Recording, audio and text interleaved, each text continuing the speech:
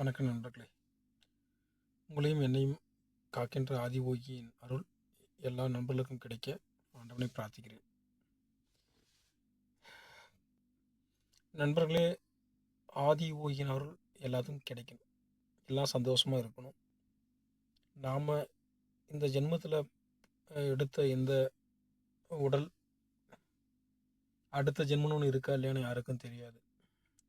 வாழ்கின்ற போதே சந்தோஷமாகவும் நிம்மதியாகவும் வாழ்ந்துட்டு போயிடணும். இந்த பூமி நமக்கு முன்னாடி ஆயிரக்கணக்கான லட்சக்கணக்கான வருடங்களில் எவ்வளவோ மனிதர்களை பார்த்துருக்கோம். இதே மண்ணுக்கு அவங்க உரமாகவே போயிட்டுருக்காங்க. நம்ம வாழ்கிற வாழ்க்கை கணக்கு பண்ணி பார்த்தா 0.01% தான் இருக்கும். நம்ம ஒரு 70-80 வருஷம் இல்லை ஒரு 100 வருஷம் வாழ்கிறோன்னா கூட இவ்வளோ நாள் வாழ்ந்த வாழ்க்கையை நம்ம கணக்கு பண்ணி பார்க்கும்போது அவ்வளோதான் இருக்கும். நாம் எப்படி வாழ்கிறன்றதான் நம்ம இந்த ஜென்மத்தில் நோக்கம். சந்தோஷமாக வாழ்கிறோமா, இல்லை துன்பத்திலேயே இருந்துட்டு போயிடுறோமா, இல்லை இன்பமும் துன்பமும் சொல்கிற மாதிரி மாறி மாறி மாறி வருமா அப்படின்றதெல்லாம் நிச்சயமாக தெரியாது. ஆனால் ஒன்று தெரியும், நாம் சந்தோஷமாக வாழணும்னா ஒன்றே ஒன்று செய்யணும் நண்பர்களே. என்ன தெரியுமா? கடன் வாங்கக்கூடாது. கடன் வாங்கக்கூடாது. கடன் வாங்கக்கூடாது. கடன் வாங்கி ஒரு கடன் கட்டக்கூடாது. அந்த கடத்தை வாங்கி இன்னொரு கடன் வாங்கக்கூடாது. இளமையிலேயே கடன் வாங்கக்கூடாது. அனாவசியமாக கடன் வாங்கக்கூடாது. ஒரு பொழுதுபோக்குக்காக, ஒரு மகிழ்ச்சிக்காக, ஒரு இதுக்காக நம்ம கடன் வாங்கக்கூடாது. அத்தியாவசியம் இருந்தால் மட்டும்தான் கடன் வாங்கணும். அவசியம் இருந்தால் மட்டும்தான் கடன் வாங்கணும். சரியான இடத்துல வாங்கணும். சரியான இடத்துல கொடுத்துடணும். அது மட்டும்தான் நம்ம நிம்மதியாக வாழ்கிறதுக்கான ஒட்டுமொத்த ஆதி ஊகி. அதுதான் கடவுளே.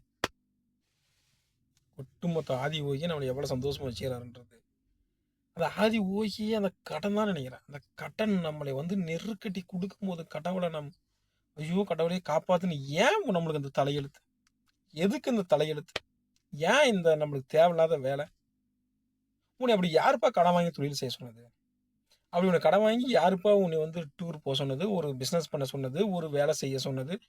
உங்கள்கிட்ட இருந்தா செய்யலாம். சும்மா வீட்டில் உக்காந்து கடை உனக்கு எந்த நாய் கேட்குது? சொல்லுங்க நண்பர்களே. கடன் இல்லைன்னா இந்த ரோட்டில் இருக்குது தெரியுமா? ரோடு ஒரு 4 டீ கடை, ஒரு 4 மளிகை கடை, ஒரு 4 ஏதோ ஒரு இதெல்லாம் இருக்குது தெரியுங்களா? வணிக வளாகம் ஏதோ இருக்குது தெரியுமா? அங்கே நிம்மதியாக போயிட்டு வரலாம். ஆனால் நீங்கள் ஒரு 100 ரூபாய் கடன் வாங்கிருங்க, வீட்டிலேருந்து கடைக்கு கூட போக முடியாது. அந்த கடங்காரங்க தான் அவனுக்கு கேட்பான்றதுக்காக வீட்டில் முடங்கி. அப்படி அவசியம் என்னப்பா உனக்கு? இல்லை நான் கடன் வாங்கி தொழிலில் ஓகே, கடன் வாங்கு, தொழில் செய்யி, லாபத்தை பாரு, அந்த லாபத்தில் கடன் அடிச்சிரு, நீ ஒரு ஓனர் ஆயிரு, நீ நிம்மதியான வாழ்க்கை வாழு. உனக்கு கையிலே ஆகலைன்னா தயவு செஞ்சு கடன் வாங்காதீங்க. இதெல்லாம் யாரை கேட்குறீங்க கேட்குறீங்களா? என்ன நானே கேட்டுக்கிறேன். கடன் வாங்கி ஒரு தொழில் பண்ணி, அது தவறான தொழில், வட்டி தொழில் பண்ணி, அதில் பல லட்சம் கடன் ஆகி, லாஸ் ஆகி, கடன் ஆகி, கடனுக்கு வட்டிக்கு வட்டி கட்டி, வட்டிக்கு வட்டி கட்டி, வட்டிக்கு வட்டி கட்டி, அது கோர்ட்டு கேஸு, மாமனார் வீட்டில் செருப்பை கழட்டி அடித்து துரத்தி, இன்னைக்கு என் மச்சாங்கிற வீட்டுக்குள்ளே நுழைஞ்ச வெட்டிடுவேன்றான்.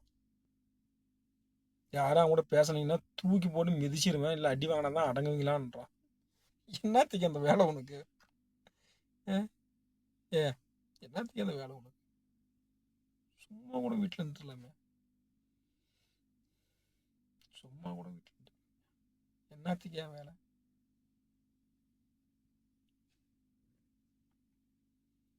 நண்பர்களே, தயவு செஞ்சு என் நிலைமை யாருக்கும் வரக்கூடாது.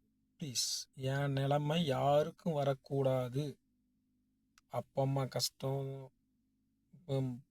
எனக்கு நம்பி வந்த என் மனைவி கஷ்டம், ஸ்கூல் ஃபீஸ் கட்ட முடியும், எங்கள் குழந்தை கஷ்டம், பால் பவுடர் பேம்பர்ஸ் ஒரு இது கூட வாங்கி தரமுன்ட்டு என் சின்ன சின்ன குழந்தைங்களுக்கு கஷ்டம். நீ இதே ஒரு நல்லா படித்து ஒரு நல்ல வேலைக்கு போயிருந்தாவோ, இல்லை நீ ஏதாவது ஒரு தனியார் நிறுவனத்தில் வேலையில் இருந்தாலோ, மாதம் ஒரு 15,000 20,000 25,000 சம்பளம் வாங்கியிருந்தாலோ, இந்த கஷ்டம் வருதா? உன்னையோட சின்ன பையன். வா மாமா, போங்க மாமான்னு சொல்ற பையன் அவன் வந்தான்னா அவன அடிச்சிருவேன். அவன் கைய கால உடைச்சிருவேன். உனக்கு தேவையா அந்த அவமானம்? மாமனாரு அந்த பையன்லாம் உள்ள வரக்கூடாதுன்னு சொல்றது உனக்கு தேவையா அந்த அவமானம்? பொண்டாட்டி, கொ தங்கச்சி, வீட்ல இருக்கிறவங்க எல்லாம் வந்து அந்த கடங்காரன் வந்தான், இந்த கடங்காரன் வந்தான். என்னாத்துக்கு அந்த அவமானம்? ஏன் அந்த அவமானம்? நல்லா படிச்சுட்டு இன்னைக்கு வண்டி ஓட்டுறது தேவையில்லாத இதுவும் ஒரு தொழில் தான், தப்பு சொல்லல. இது இன்னைக்கு சோறு போடுது.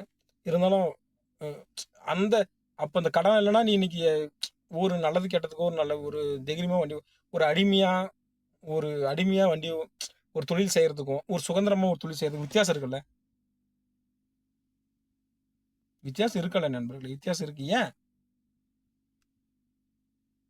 நீ கடன் கடன் கடன் வாங்கி தொழில் செஞ்ச பண்ண ஒரு நல்ல ஒரு நிலைமையில இருந்திருந்தா இந்த மாற்றங்கள் பேசியிருக்காது, இந்த ஆதி யூடியூப் சேனல் வந்திருக்காது. நான் இது மாதிரி உங்ககிட்ட புலம்பு இருக்க முடியாது. கரெக்டா? நான் ஏன் இதெல்லாம் சொல்கிறேன் நண்பர்களே, தயவு செஞ்சு என் நிலமை யாருக்கும் வரக்கூடாது. இந்த வீடியோவை தயவு செஞ்சு பாருங்க. கடன் வாங்கி தொழில் செய்யாதீங்க. கடன் வாங்கி எந்த ஒரு விஷயத்துலையும் ஈடுபடாதீங்க. மற்றவனுக்கு கடன் வாங்கி கொடுத்து நீ அங்கே ஹீரோவாக நிற்கணும் அவசியம் இல்லைங்க. கடைசியில் நீங்கள் ஹீரோ ஆக மாட்டீங்க, வில்லன் ஆயிடுவீங்க. வில்லனே ஆகலனாலும் நீங்கள் ஏதோ நான் தான் சொல்கிறேனே, அவன் போயிடுவான், நீங்கள் மாட்டிக்கிங்க. அதனால் தயவு செஞ்சு நண்பர்களே, உங்களை கையெடுத்து கும்பிட்றேன், கடன் வாங்காதீங்க. இருக்கிறத வேலையை நல்லா ஒரு 22 வயசு இருந்தால் நல்ல டிகிரி முடிச்சுட்டு நல்லா படிங்க, குரூப் எக்ஸாம் எழுதுங்க, பாஸ் பண்ணுங்கள். ஒரு 27 வயசு ஆனாலும் ஒரு இருக்கிற காசை வச்சு நீங்களாக ஒரு இண்டிவிஜுவலாக ஒரு தொழில் ஆரம்பித்து கொஞ்சமாக இன்ச்சு பை இன்ச்சாக நகர்த்தி ஒரு பெரிய ஆள் ஆகுங்க. அப்படி இல்லையா, ஒரு நல்ல ஒரு தனியார் கம்பெனி முத்தூட் இருக்குது, நிறைய ஐசிசி, ஐடிபி, ஹெச்டிஎஃப்சி, இது மாதிரி நிறைய பேங்க் செக்டரில் நிறைய வேலை இருக்குது. டிகிரி முடித்தா அங்கே போய் வேலைக்கு சேர்ந்து உங்கள் கேரியரை வளர்த்திக்கிங்க. தயவு செஞ்சு யாருக்கிட்டையும் அடிமையாக இருக்காதீங்கன்னா, கடன் வாங்கினீங்கன்னா சத்தியமாக அடிமை ஆயிடுவீங்க. அது வேறு பிரச்சனை. கடன் வாங்காதீங்க, கடன் வாங்காதீங்க, கடன் வாங்காதீங்க. வாழ்க்கையில் நிறைய இழந்துருவீங்க. பொண்டாட்டி, புள்ளிங்க, அப்பா, அம்மா, சொந்த பந்தம் எல்லாத்தையுமே இழந்துருவீங்க. அந்த இழப்பை உங்களுக்கு ஈடு செய்ய முடியாது. உங்கள் வயசை இழந்துருவீங்க, உங்கள் மகிழ்ச்சி இழந்துருவீங்க, எல்லாத்தையும் இழந்துருவீங்க நண்பர்களை. இழந்துட்டு அதெல்லாம் திரும்ப வரவே வராது.